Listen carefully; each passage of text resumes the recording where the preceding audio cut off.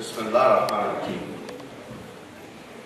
Alhamdulillah Rabbil Alameen wa salatu wassalam ala ashraf al-mursaleen Sayyid Muhammad sallallahu alayhi wa sallam. Wassalamu alaikum wa rahmatullahi wa barakatuh. My very dear brothers and sisters, you honor me, you really honor me in inviting me back home to FOSIS. I feel very much at home with FOSIS. I was just on the aeroplane yesterday coming from Egypt. I was writing down some of the ISOCs I visited in the last couple of years. And this is what I came up with, in no particular order of importance. Plymouth, Exeter, Bath, Bristol, University of the West of England, Cardiff, Swansea, Swansea Met, Southampton, Reading, Brighton, LSE, Imperial, Royal Holloway, Cambridge, Lincoln, Nottingham, Sheffield, Bradford, Hull, Huddersfield, Leeds Met, York, Manchester, Salford, Liverpool, Lancaster, University College Dublin, Trinity College Dublin, Royal College of Surgeons Ireland, Cork, Galway, Queen's, Belfast, Glasgow, Edinburgh, Dundee, St Andrews and Aberdeen. Now, if I hadn't been to your university, because you didn't invite me, that's the only reason.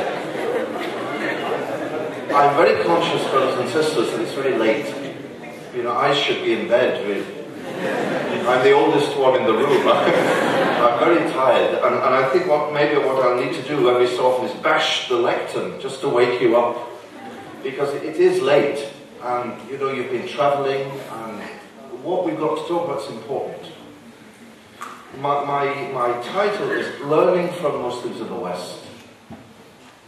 Now, what I did a day or two ago, I sat down quietly and I said to myself, what am I going to say to these brothers and sisters about Muslims in the West?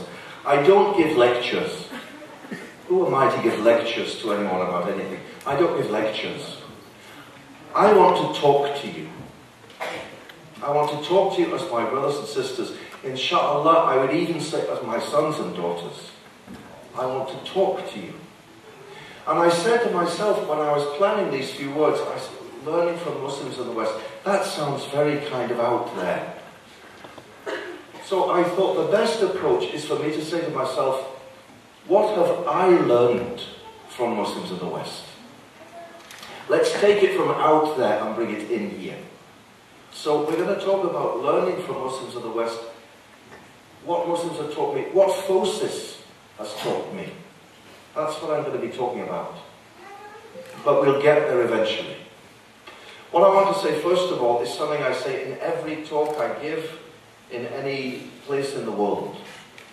And if you've heard me say it, forgive me, but it's important to say it. You know, tonight, I could be giving a talk anywhere in the world. A couple of weeks ago, I was in Sri Lanka. Before then, I was in Kuala Lumpur. I could be anywhere tonight doing a talk. But for whatever reason, I'm here in Cardiff, Wales. Now, I don't know why I'm here, particularly tonight. Obviously, I didn't just turn up. You invited me to come. But why am I really here? What's the point of my being here? I don't know what the answer is, but there's something that I know for certain. I know for sure that He who created the heavens and the earth and everything in between, and who knows every leaf that falls from every tree, when He was creating the heavens and the earth at the beginning of time, He planned that I would be here tonight. And I would invite you to think, forget the words of Idris Tawfiq, they're not important. Not important at all. In the introduction, he did this and he did that, and forget all of that. My only qualification on the Day of Judgment is I'll stand up and say, I am a Muslim. You know more about Islam than I do. You've been Muslim all your lives, I haven't. So I'm not going to give any lectures, but I invite you tonight just to think to yourself that in the same way Allah Almighty planned from the beginning of time that you would be here tonight. He planned when He was making the moon and the stars, He planned that you would be here.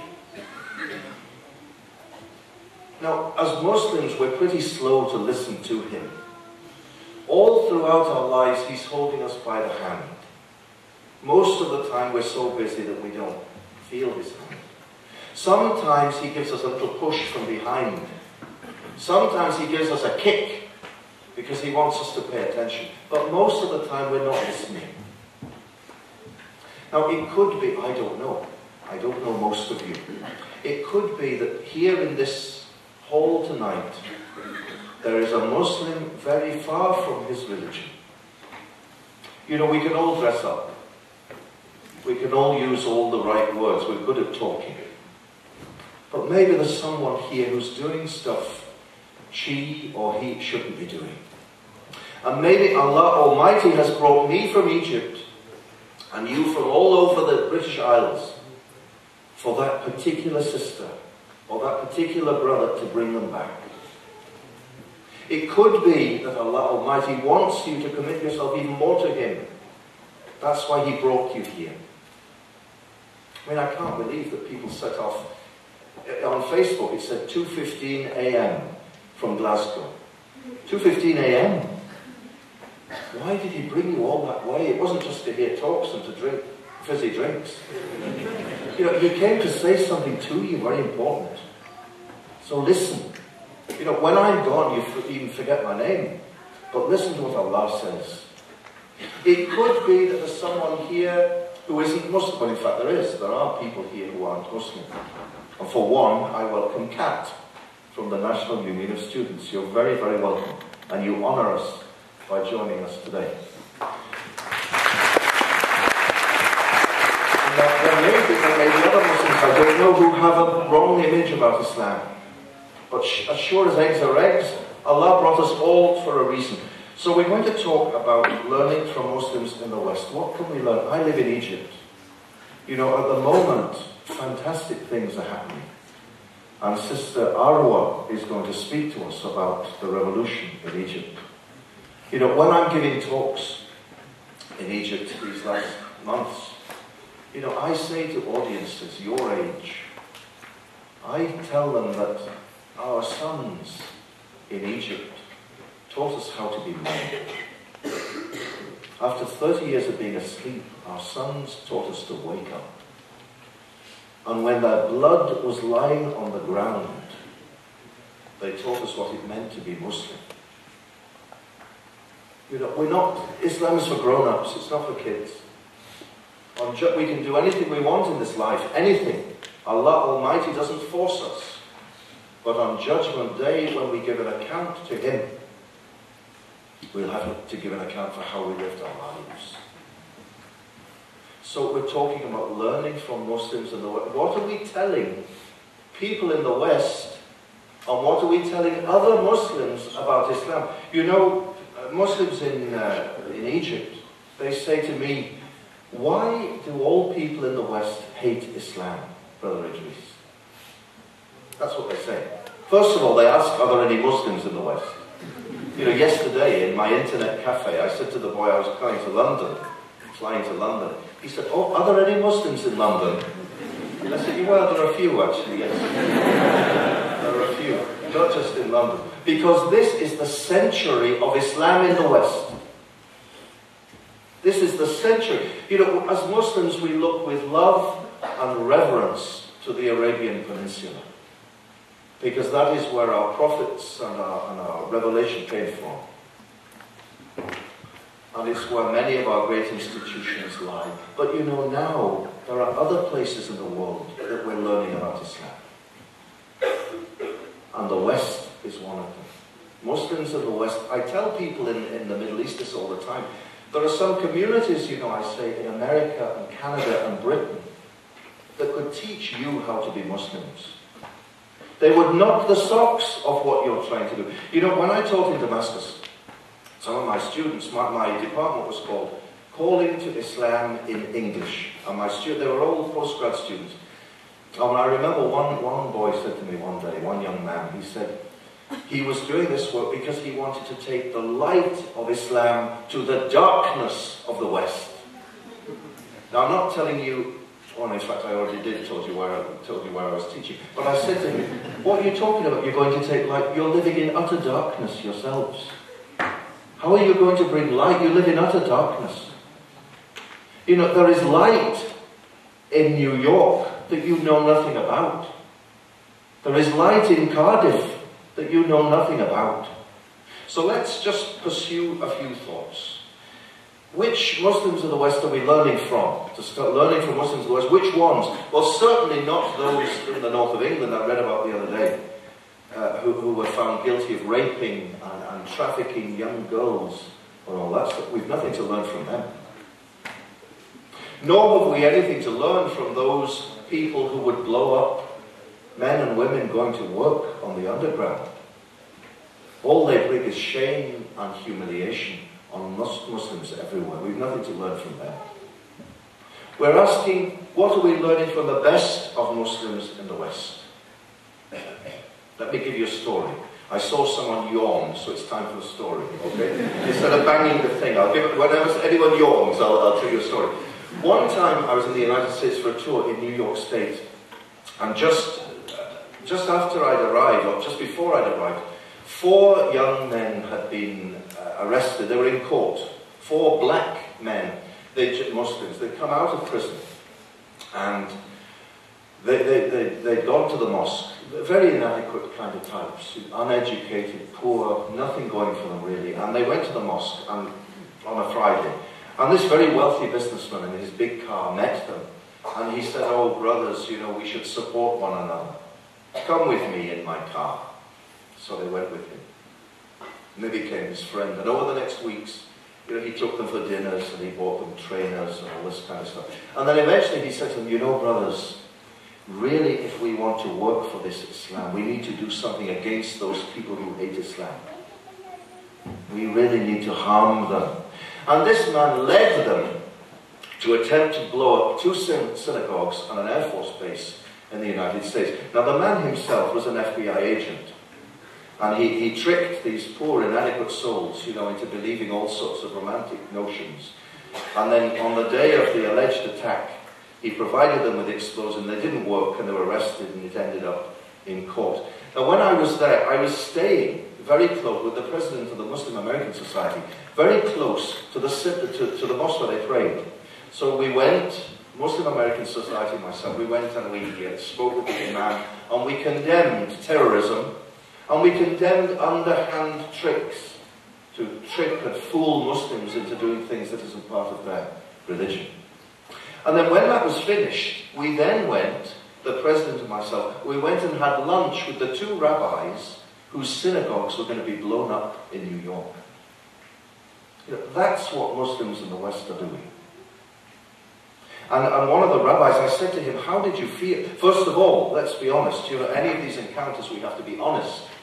And I said to him, "Please don't think I'm here and think that my presence in any way is supporting the so-called Israel or Zionism or what's happening to my brothers and sisters in Palestine. Don't think that or I'll leave.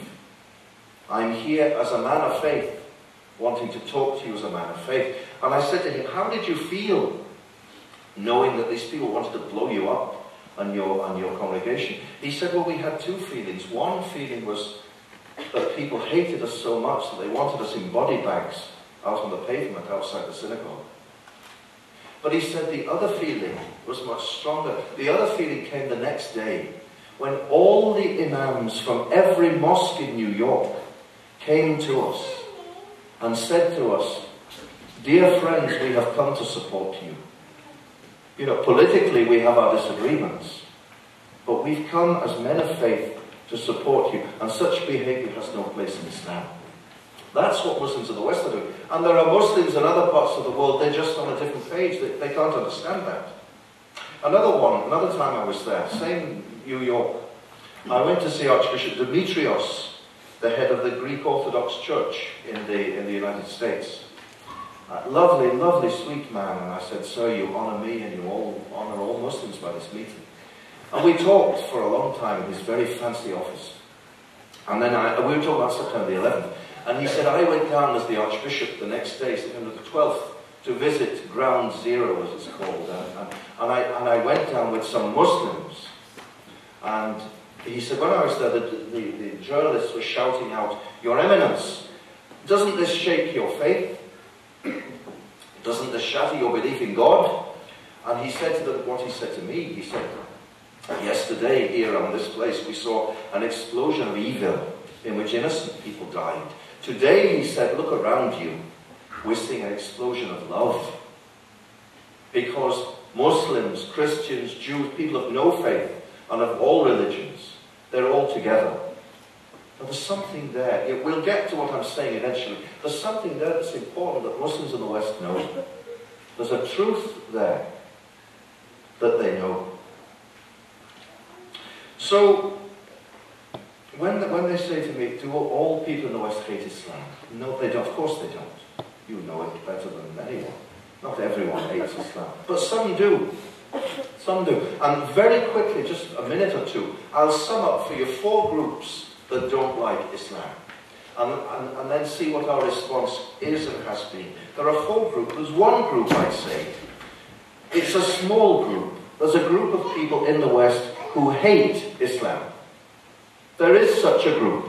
They hate Islam with a perfect hatred. When I was in Cambridge with Sufyan and Sister Farah's here, yes? We had a debate at the Cambridge Union. They invited me to come from Cairo for the debate. Islam, this house believes that Islam is a threat to the West. And the first man they had speaking against us, he really was a very silly man. He was silly, but he hated Islam. He hated absolutely. He had a total hatred. And his word, he was getting worked up talking, you know, and he was shaking, talking about how much he hated these Muslims. And he even believed, you know, any nice Muslim was only pretending. He wasn't really nice, he was only pretending to trick people.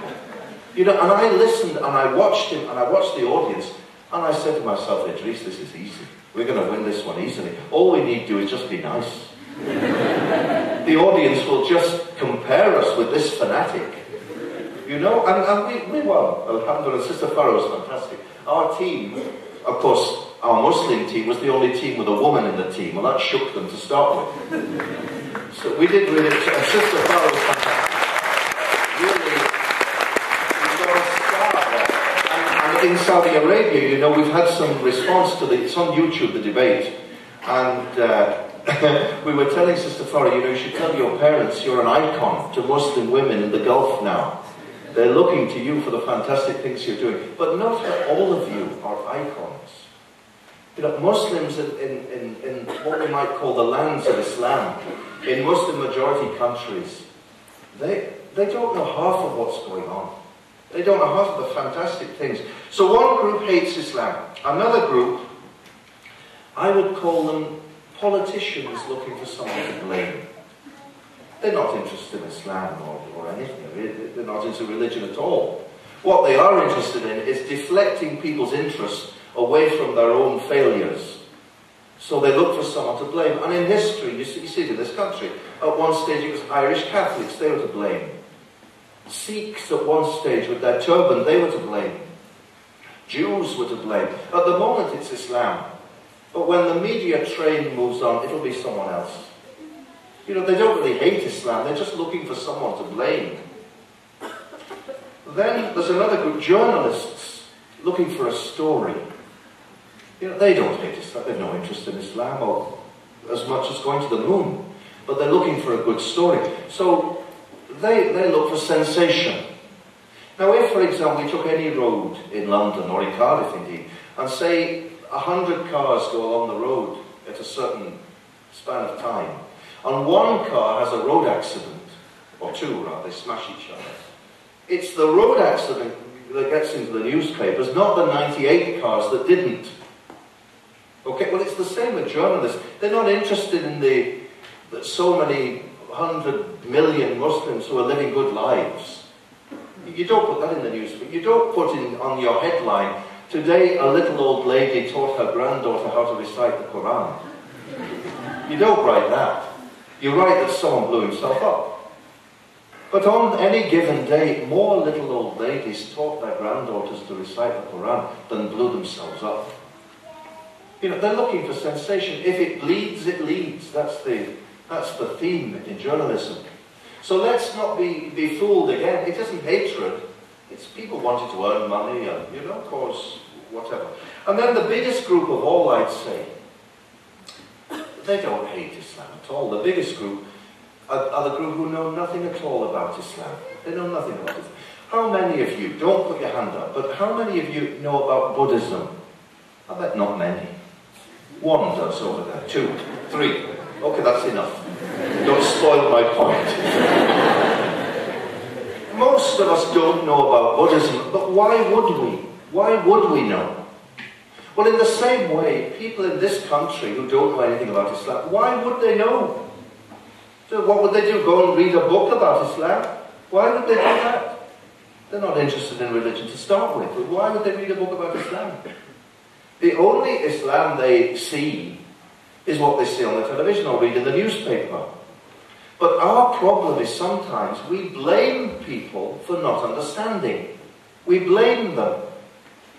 Now, if you're a teacher in school and there's a little boy, you teach science, and the little boy doesn't understand science, you can't blame him for not understanding. He just doesn't understand. You can't hit him on the head with a stick and say, you fool, you fool. He just doesn't understand. Well, in the same way, we can't blame people in this country or any other for not understanding Islam. We can't blame them for that. They just don't know. It's as simple as that.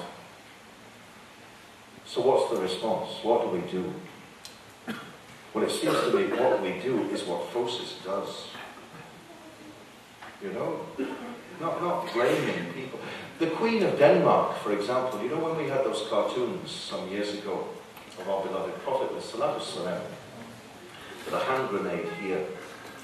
And the Queen of Denmark at the time was heard, she was heard on mic, but she shouldn't have been on the mic. The mic picked up what she was saying. And they heard her say, talking about those people, she was talking about Muslims, those people, she said, for whom religion is everything. And she said it as if it was the most ridiculous thing imaginable. Because if you're a nation with no faith, if faith is not important to you, people who dress like that must seem very odd. You must either be oppressed or seriously weird to dress like. If you've no religion, it makes no sense to dress like that. No, it doesn't. It makes, and the Queen herself, the Queen of Denmark, she talked about those people for whom religion is everything, as if it was the worst thing in the world. So what do we need to do?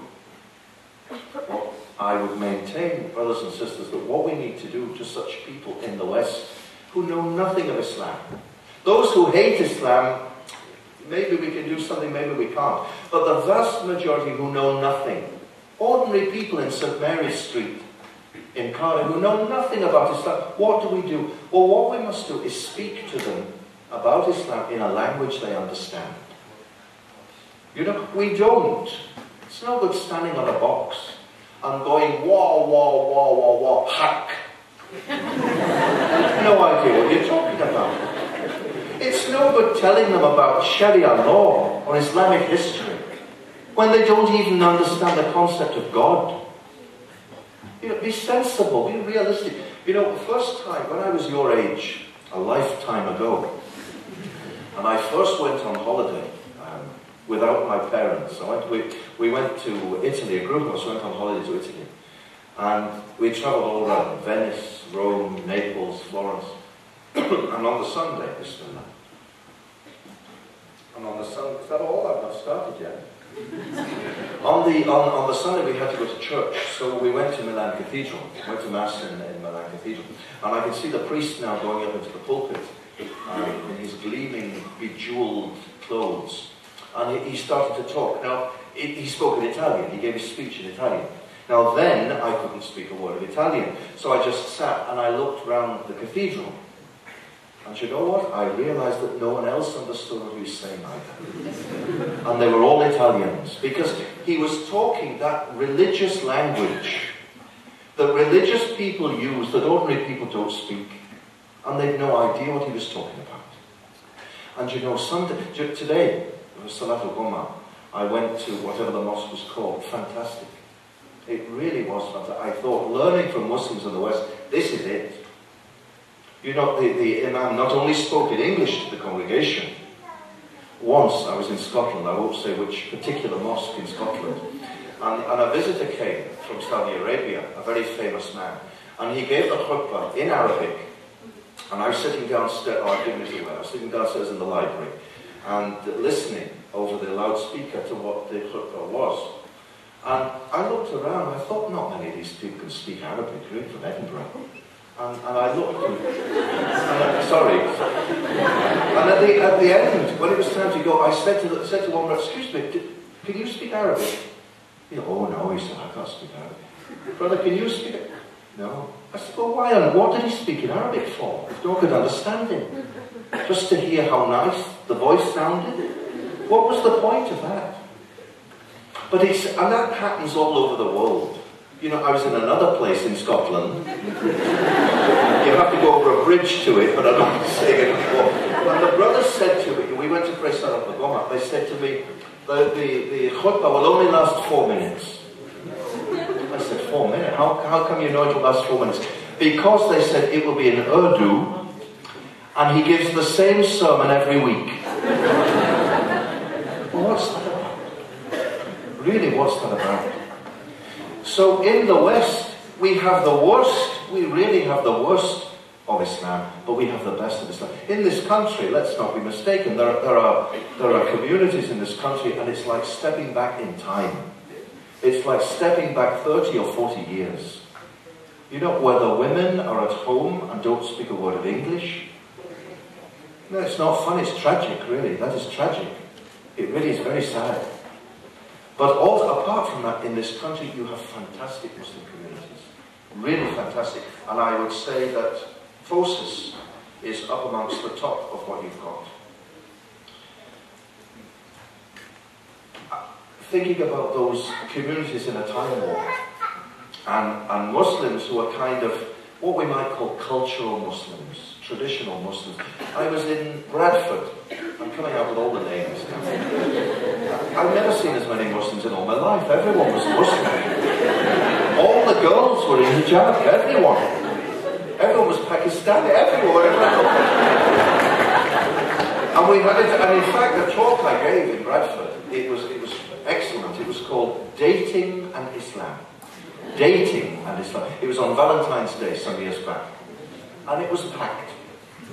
It was packed. And it was, what was it packed with? It wasn't packed with the Muslims who normally go to a talk about the concept of hellfire. You know? It was packed with ordinary kids who were going out with girls, Muslims. You know, and they stayed, and there was a delay in the program, and they all stayed and they said, we want to hear this talk. And I was talking to some of the brothers in the atrium, you know Bradford University in the atrium. And we were sitting there, and I was looking at the internet.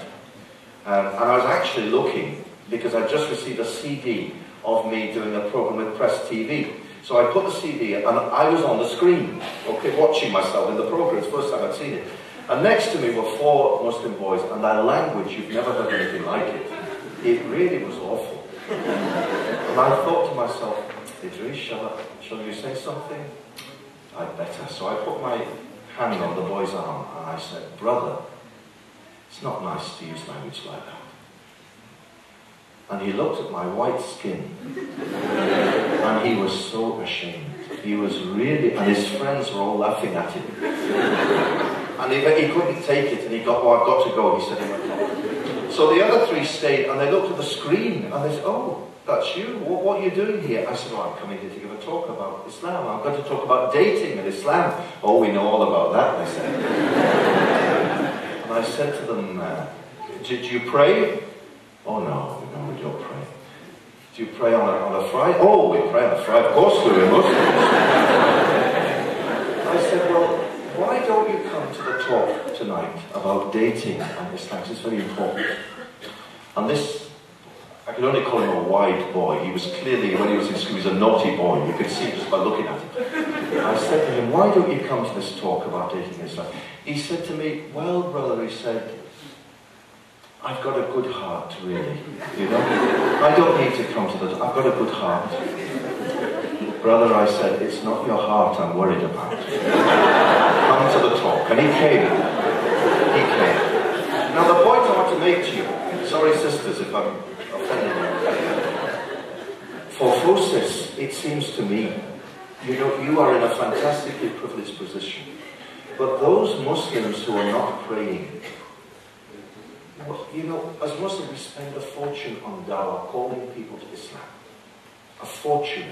We make videos and books and articles and programs and talks. Spend a fortune. We certainly don't need any more Muslims who don't pray. We don't need any more. We're not adding to Allah's greatness one bit by calling people who the next day will never see them again. But in our midst, in your own eye socks, in your universities, why don't they come to your talks when you put a talk on? Why do only 27 people turn up? Ask yourself a question. Maybe you're putting the wrong talk on. Maybe them a talk about the companions of the Prophet, but people don't want to know about that. Maybe, the Muslims in your university, maybe they want to know about drugs and alcohol and AIDS and all kinds of stuff.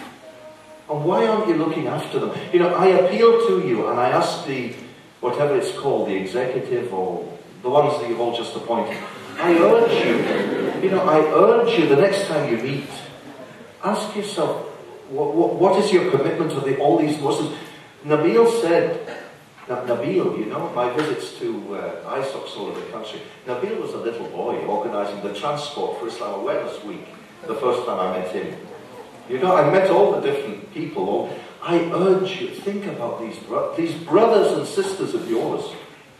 They're not strangers, they're your brothers. They're your brothers. But you either believe that or you don't. If you don't believe they're your brother, well, we shouldn't be here to start with. Those Muslims not praying and drinking and clubbing and doing all kinds, they're your brothers. What are you going to do to bring them back? Put on things that will interest them. Don't put on things that will interest you. You're fantastic already. You are, really you are. Put on things that will help people. What else can I tell you? I would urge you, and this is all what you do, but I urge you, Islam is very simple. But as Muslims we make it ever so complicated. We make it so complicated. I'll sum Islam up for you in two phrases. One, there is a God. And two, that God speaks to his creation. That's Islam. That is Islam. There is a God, and that God speaks to his creation. And all the rest is to help us with that belief. And that message that there is a God, and he's not a God out there. He's a God who knows every leaf that falls from every tree and knows his creation and speaks to them. That message speaks to all people in your university. All of them. It speaks to the atheist sock, or whatever it's called. And all the different, it speaks to them all. When in Japan isn't famous for faith. But when a man was standing there and he saw a 30-foot wall of water coming towards him, you can be sure he was praying, God save us. When in Haiti, that earthquake shook the whole nation, and a man who never prayed in his life is scrabbling in the ground looking for his son, with tears in his eyes, he'd be crying out, God, please save my boy. Take my eyes, but save my boy. That's the message that Islam speaks to.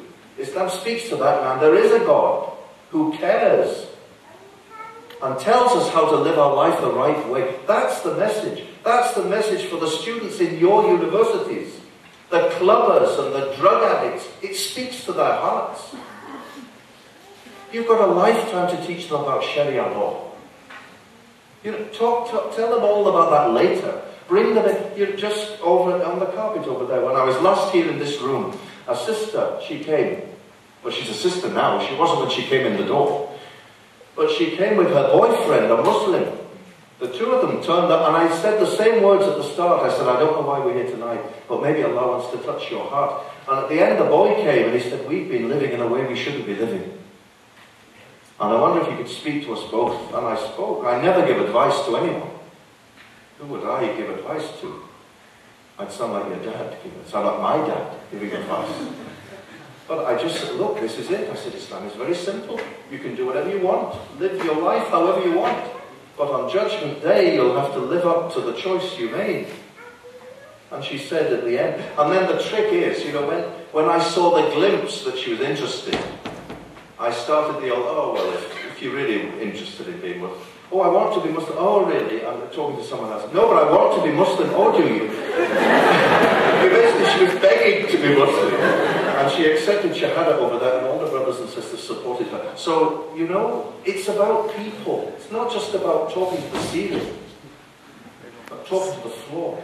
Muslims in the West can do all this. You know, they can do all this. You do all this. The most wonderful thing of all that you have taught me, seriously, you know, I asked what do Muslims in the West have to teach me? What is the essence of it? And I'll tell you, this is what it is. And we've heard it in the other speakers today. The fact that what you do for Allah's sake. You don't do it for cultural considerations or for traditional considerations. Maybe there are Muslims in the West who do. There are many who do. You know, there are many sisters who wear hijab and they also wear full makeup and tight clothes. What's that about? What's that got to do with Islam? Dressing like that? That's silly. That's nonsense. That's got nothing to do with it. You know, there are brothers been brought up Muslim all their lives and they're wearing very tight, revealing clothes. That's not allowed in Islam. It's not allowed. You can't do that. You know? So you've got to ask yourself, is it cultural or is it you're doing it for Allah's sake? Think of Ramadan. You know, you might be the only one in your class who's Muslim. And you're fasting for Allah's sake. And then outside in the corridor, you see another Muslim, and you just smile at each other. Or a Muslim you've never seen before. You see a sister in hijab in Ramadan, and you just give a little smile. You know, and each one knows, I am fasting. Why? To lose weight? No. To look good. No. You're fasting for Allah's sake. It seems to me the beautiful thing about Islam in the West is that the best of Muslims are fasting because they want to please Allah. That's the only reason. It's not because of Ramadan tents or shisha pipes or television programs. Not for that. The most beautiful thing, it seems to me, that you have taught me, and I have met fantastic Muslims in FOSIS in the last 5 years. If only the television cameras could see what you do. You know, you greet me off the plane with such kindness. You know, and you carry my 42-kilo suitcase full of books, you know, and you call me Sheikh, and you open the door for me. It's so touching to see it, really. I wish the television could see it. The television would have you all as fanatics and terrorists. You know, we should have welcomed, by the way, any members of the security services who are here. Any of you who are tough, you're very welcome. We've nothing to hide as Muslims. Real Muslims have nothing to hide. You know, Islam is a blessing for this country, not a threat. So it seems to me, and I'm kind of ending, many things to say, I'm kind of ending, what we teach the Muslim Ummah in the West, if we're doing it for Allah's sake, is we teach them this. We don't need any shouting. No shouting is necessary, you know. Allah Almighty isn't deaf. Why do people shout in the mosque? I've never understood it. You know, as one new to Islam, I keep asking myself, why is he shouting? He's got the microphone right in the room. Why does he shout? But what we need to do, brothers and sisters, what we need to do, our most beautiful gesture as Muslims, our most beautiful gesture is when our foreheads touch the ground in prayer. And that is a gesture of humility. It's a gesture that says, you made everything, and without you, I am nothing. And we're not going to speak to the people of the West about Islam by shouting. We're not going to win hearts. We may win them for 5 minutes. by convincing arguments. But we're not going to win hearts by shouting and saying, you are wrong. This is what you believe is utter nonsense. It is wrong. We may believe it's utter nonsense and wrong. But we'll win more hearts by saying, in this country, okay, I respect what you believe. You can believe whatever you want. It's your right to believe anything. But as a Muslim, all that I'm saying is, I don't agree with that, and I believe that Islam, al-Islam huwa al-hal, Islam is the answer. It's the answer to all things. Okay? Just a minute or two and then I'm finished. Islam is the answer to all things. And we will be close to Allah Almighty. And we'll be close to our beloved Prophet ﷺ, if we remember this message of humility. Islam is a mercy to mankind. Just think how Islam, it urges us to show tenderness and kindness to animals and plants. Animals and plants. How much more we should show mercy to people who are not Muslim. We shouldn't blame them for not being Muslim or for believing things we believe to be wrong. We don't blame them for it. We should have mercy on them and say, my dear friends, you're missing something so important in life. This Islam is beautiful and gentle and sweet. And we feel sorry for you. We're not shouting and telling you you're wrong and wicked and kuffar. No need for that. No need for it.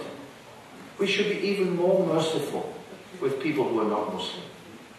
So what does FOSIS in this conference, what are you offering the West? You're offering the West, the Muslim Ummah, a vision of Muslims who are educated, who plan for the future, who have a positive role to play in their community and society, who are organized. SubhanAllah, I wish they knew that in Egypt. Organized. You are organized, you plan things. You say something will be a certain time, and it is, inshallah. You all know what I mean. The mosque is not just a place. The mosque isn't supposed to be a place where you just go in and pray and then lock the door and that's it. The mosque, as I saw today here in Cardiff, at the end of the prayer, and the sermon was fantastic, and it engaged all of the people in the mosque. All their eyes were on the Imam listening, because he was talking to their hearts. But the mosque, at the end, one of the brothers got up and he said, now, in a few days' time, we'll have another talk about health matters. We're going to talk about having a stroke. And I thought, wow, that's fantastic. That's fantastic for a mosque. In the West, you know the role of women in Islam. Not some of the nonsense, not some of the cultural nonsense we see in other parts of the world. We see that tomorrow you're going to watch a video of the president of the Islamic Society of North America, a woman. I wish Fariha was here from Aberdeen. There we have a formidable young lady. This is the role of women. And in the West you understand this. What can I say? Bilal, wherever Bilal is there. Bilal has driven me hundreds and thousands of miles all over the country. Did they ever pay you for the petrol, Bilal? FOSIS. That's doing things for Allah's sake. And Bilal now, I mean, he's an example to us all. He's gone, well, I don't have a Tony Blair link, but he's done fantastic things for interfaith and working all over the world, talking about Islam. I'll finish. And I'll just finish with a quotation from this little book, Talking to Young Muslims. And it's talking about FOSIS. I wrote this after my very first tour. And I'll just read you a paragraph. These are my last words. The motto of FOSIS is a quotation from the Holy Quran. Hold fast to the rope of Allah, all together, and be not disunited. The different student Islamic societies I spent time with were doing just this. They were clinging on in certain hope to the presence of Almighty Allah in their lives. The sense of community I shared in has been lost by many Muslims in Britain. Splintering into different ethnic and racial groups, each praying in its own language in its own mosque, many of Britain's Muslims have fallen an easy prey to the secular forces who wish they were not there at all. The motto of those Muslim students should be a motto for Britain's Muslims.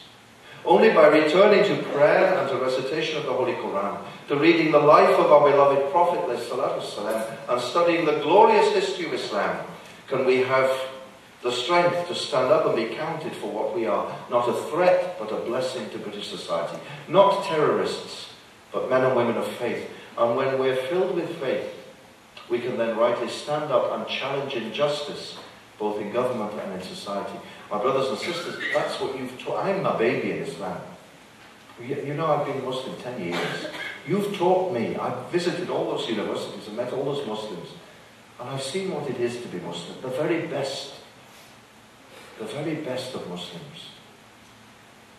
May Allah lead you from strength to strength. And I look forward to adding to those 40, another 40 more universities. Assalamu alaikum wa rahmatullahi.